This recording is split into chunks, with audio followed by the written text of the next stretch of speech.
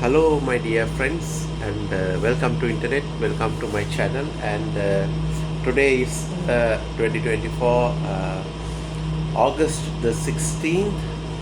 Uh, Today, I'm going to talk about approaching to study the political science. I have to tell you, my political science videos are not yet over, not yet finished. So it will take some months or maybe some years. I do not know, right? Maybe some years, maybe some months. So it will take some time. Okay. So let's talk about the political science to approaching the study, right? Approaching to study of the political science. An approach is the way of looking of any subject in a political phenomenon and then explain it. Right?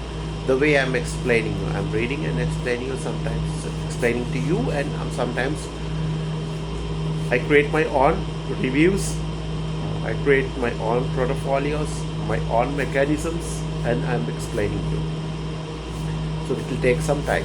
So approaching the approaches and the methods of the study of political science, there are many ways, right? There are many ways.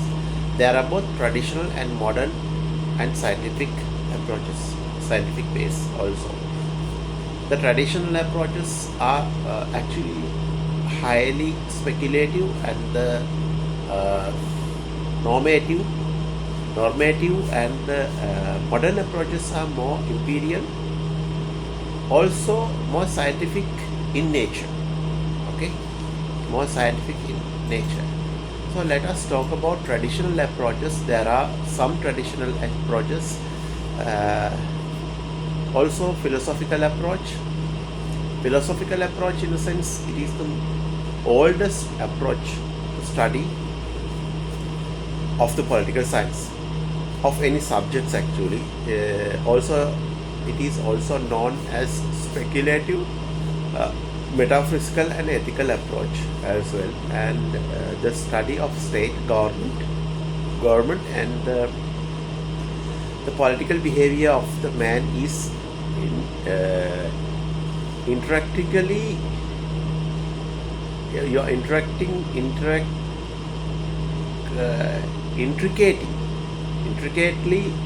linked with the quest for the achieving something and certain goals, right?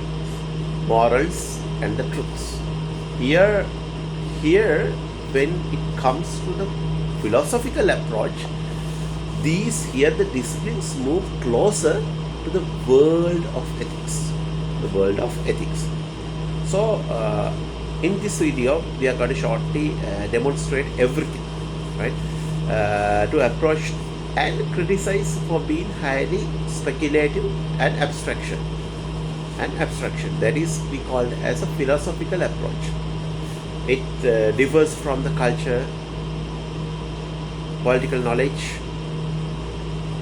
and political theorems, political theories, political perspectives, maybe nationalism, like like to say, by using good and bad methods, you can say, right? And when it comes to the historical approach, we are taking some kind of a history, right? It is kind of a traditional method as well, historical approaching. This approach actually throws the light on the past and the traces the originating and the development of the political institutions. Okay, so actually this seeks to study the role of the individuals and their motives and assumptions and accomplishments and failures of the past and its implications for the future. Okay, in the understanding the political issues of today, the help of the political parallels are sought actually. However, the critics argue that the political parallels can be eliminating, but the same time they can do also misleading to its lord of the spiritual, loaded with the spiritual resemblance. The way that you think, if you if somebody using you, methods of the using of something, maybe you can say, for example, I could say historical approaches you can criticize, you can create your own review, you can create societal fallacy by using that. Okay, so this is kind of a traditional way, and this is kind of a non-scientific way. So example,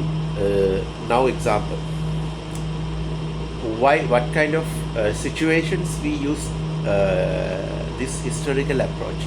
Let me give you an example. Now these days in Sri Lankan election preparation going on, actually September the 21st, 20th or 21st is the election day in Sri Lanka, presidential election. Okay, for example, if you throw out United National Party, so Janata Vimukthi Peramuna or any other organization can make the rally against the United National Party, how it goes to, how it drives through to the 1988-89 incursion of Janata Vimukthi Peramuna and the Deshaprem Janata Vyapari. Because things cannot escalating very quickly. It takes some time, and there are some political reasons, structural reasons, war footing, and military reasons, geographical reasons, cultural reasons, basically family reasons of the people's property, right? So these kind of the sociological reasons, there are so many reasons. So they can attack by kind of a history, taking out the history to one party to another party. So this is some kind of political game. So this is how it diverges to the historical approach. Okay, when we go to the legal approach, what is the legal approach? Okay, what is the legal approach on that matter? Legal approach is the study of the politics and the political science linked with the study of the legal institutions and to create by the state for the maintenance of the political organization. That's how it goes, legal approach. This is under the traditional approach. Okay, as the state is engaging in the maintenance of the law and order, this can be happen. Okay.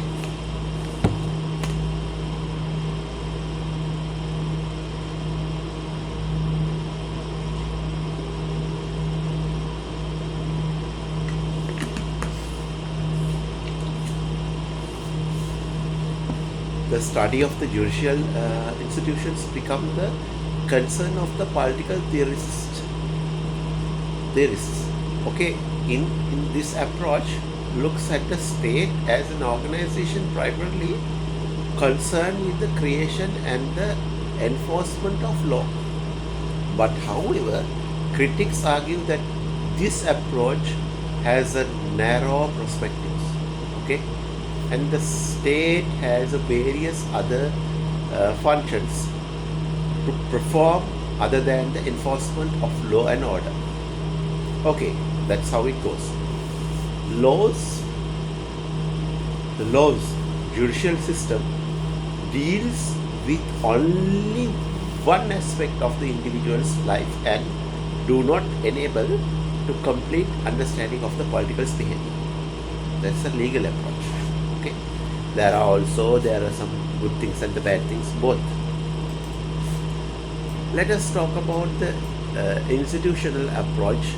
This approach is known as the instructional approach. So it lays stress on the formal structures of the political organizations such as legislature, executive, and the judiciary. Okay, the informal structures are also studied, and a comparative study of the government systems are encouraged.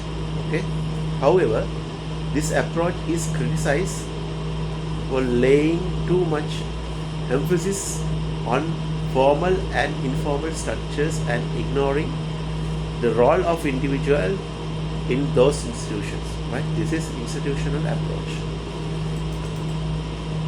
We can say about the modern approach. Let's talk about the modern approach. This approach emphasizes on the understanding of the social context to explain the political behavior with sociological approach.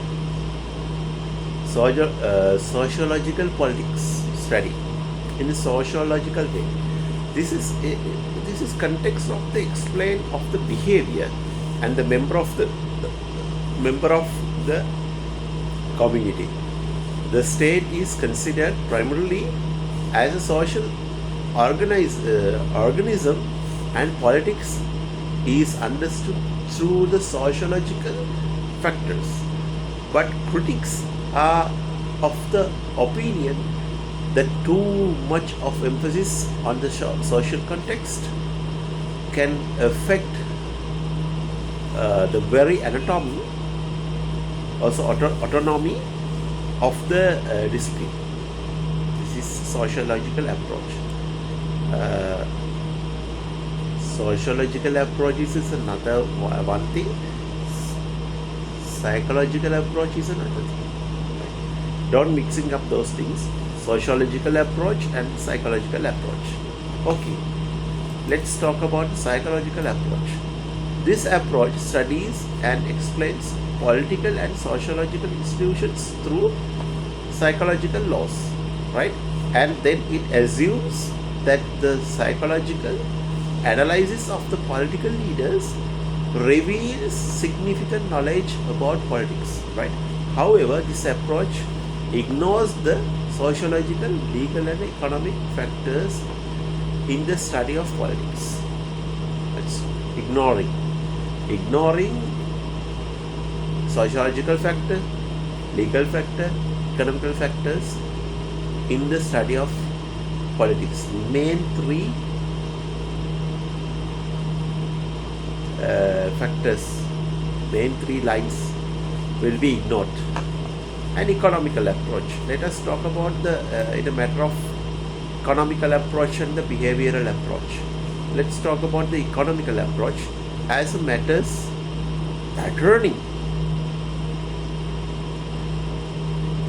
pertaining of production and distribution of goods are regulated by the state, and economic matters also become a concern for the political theorists, right? This approach emphasizing on the role of the state of the regulation and the regulating economic matters, and argues that economic affairs are immediately linked to the political process of the state, right? The approach is inclined towards linking and understanding the political and social economic life of individuals, right? However, the approach takes into account only, right, the economical factors, ignores other factors such as social and the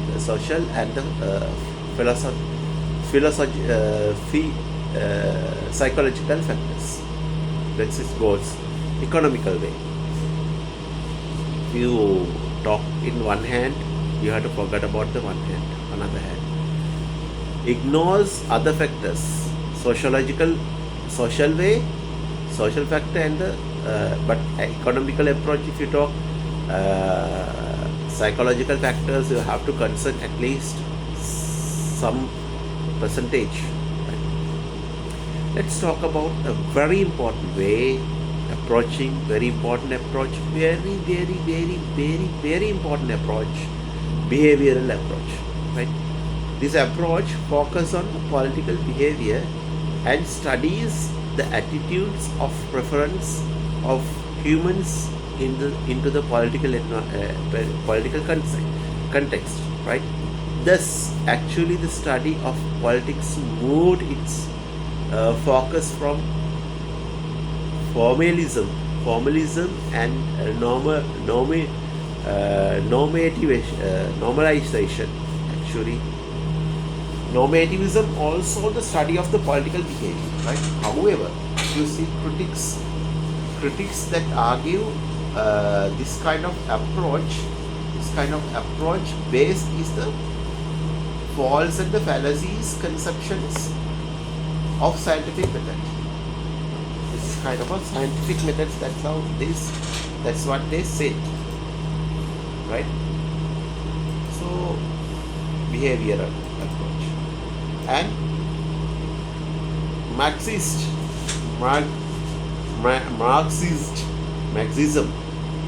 Karl Marx, and communist approach.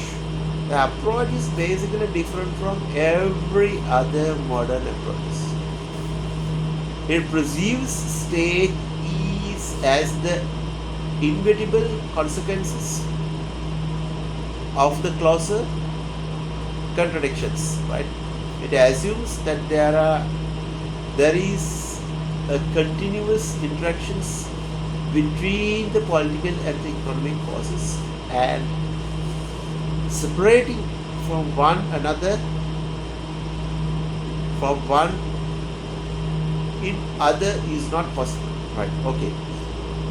However, this approach gives under importance to the economic factors and ignores the other important factors, right? That's how it goes. After careful analysis of this approach, it is understood that each approach has its own relevant in study of the political phenomena and also suffer from certain limitations. That's how it goes, right? Relationship with the social sciences. What about the relationship with the social science? Political science and history.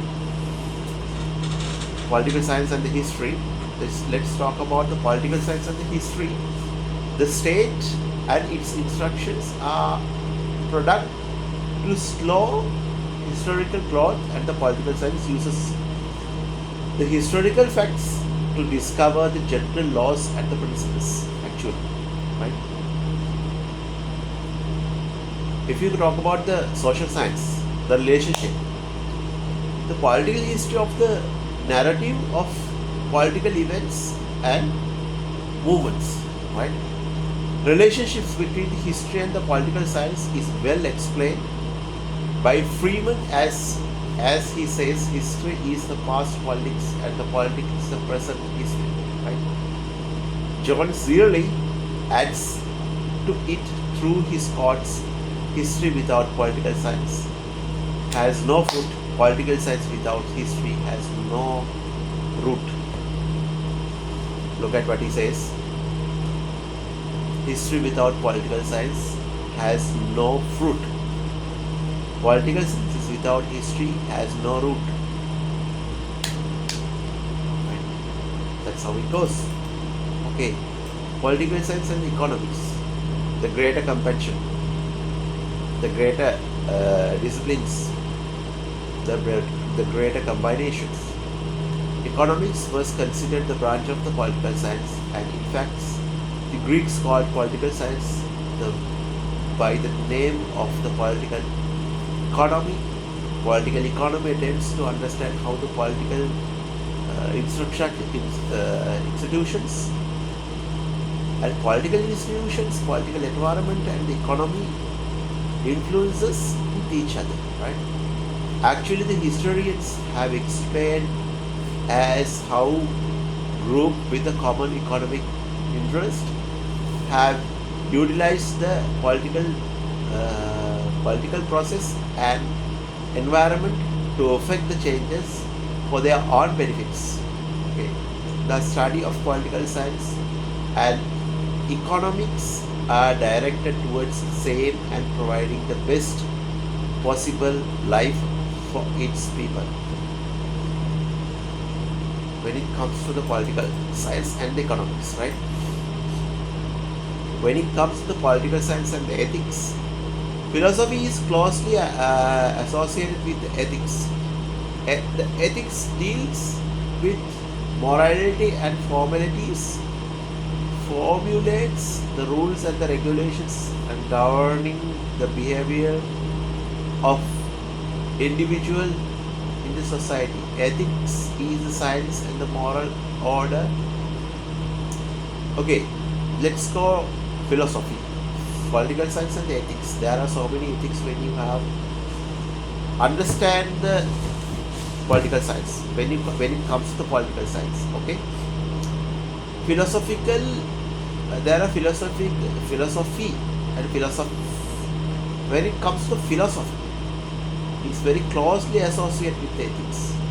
Political philosophical studies of philosophical side of the politics is associated with the ethics, right? So ethics deal with the morality and the formulate rules and regulations which is governing the behavior of the individuals in the society. Ethics is a science and the moral order is a political science. It is the science of political order, right? Both political science and ethics aim at the noble and the lightest life of humans. Okay.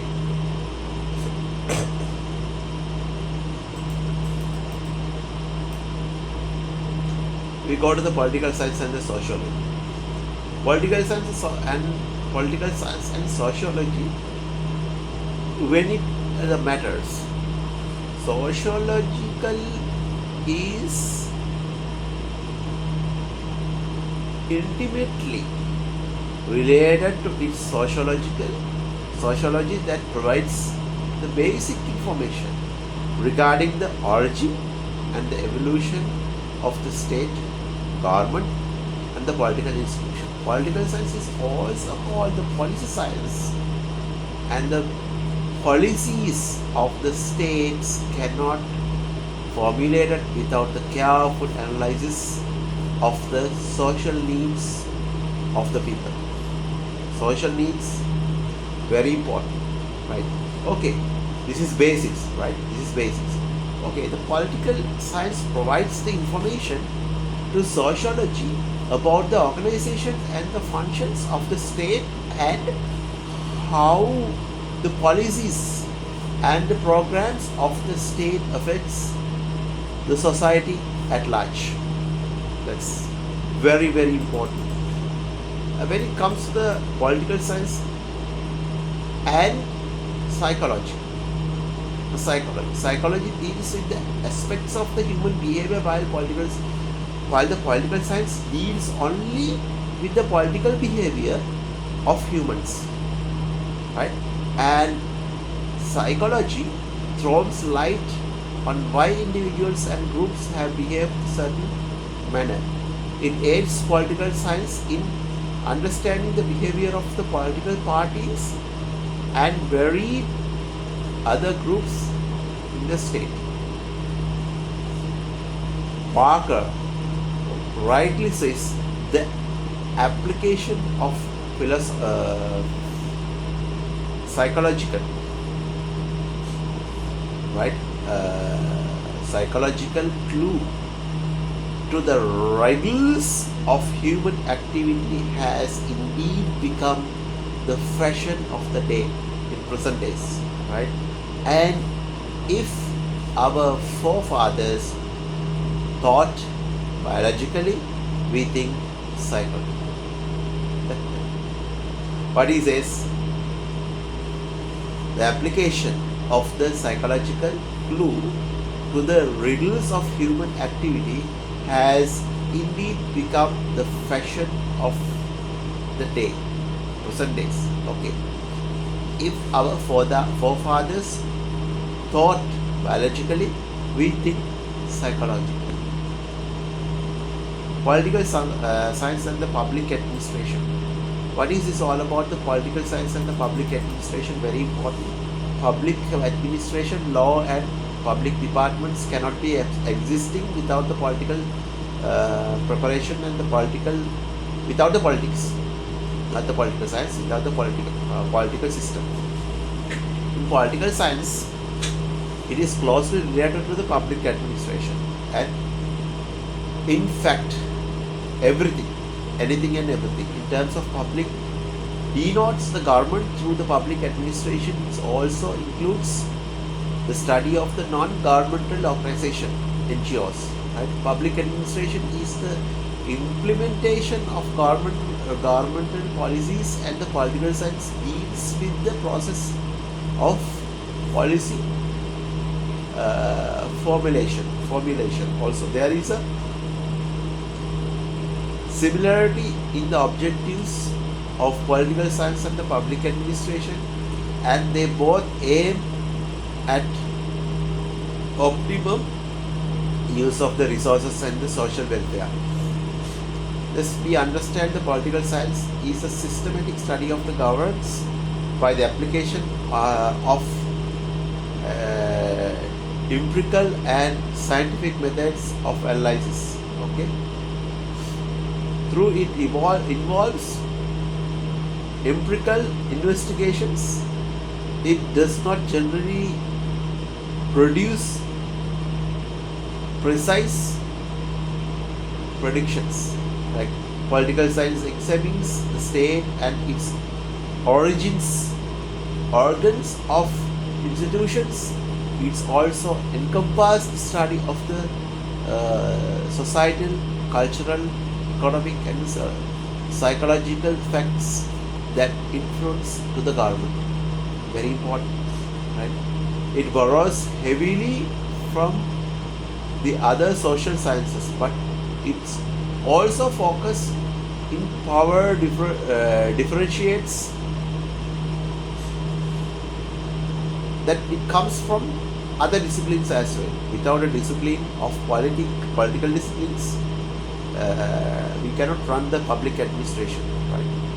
Apart from the power, political science also focuses of the comparative politics, international relations, also political theory, public law and administration, and public policy. These all facts will come together into the public administration, right? This is very important. This is kind of the most importantly, the study of the political science gives the basic understanding of the political process, also the system of the government, that the way in which it affects in the life of every citizen.